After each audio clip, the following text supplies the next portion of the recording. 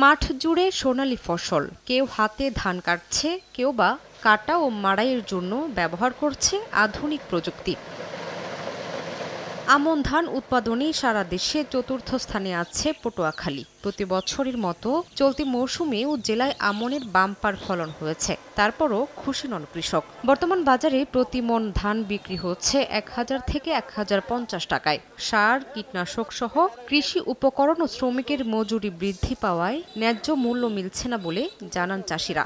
সারেও দাম বেশি, ওষুধের দাম বেশি, সব জিনিসই দাম বেশি, কিন্তু আমাদের ধানটায় দাম কম পাইতেছি, ন্যায্য দাম পাইতেছি না। সার ঔষধের দাম বেমালা, আমরা ন্যায্য দাম পাইতেছি না ধানের। সরকার যদি আমার কাছ থেকে সরাসরি কিনতে, হলে আমরা মূল্যটা পাইতাম। সার ওষুধের যে দাম, বদলা খরচা এই দিয়া আমার কৃষকের কিছু থাকে না। তবে ডিলারদের দাবি, ইউরিয়া সারের মূল্য বাড়লেও অন্য সার এবং কীটনাশকের দাম স্বাভাবিক আছে।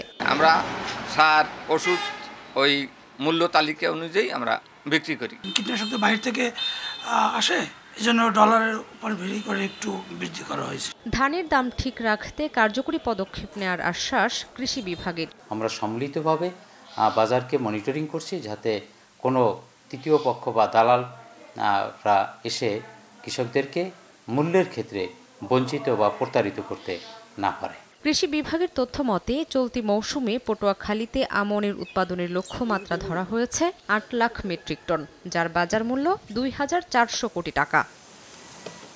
সময় সংবাদ, পটুয়াখালী।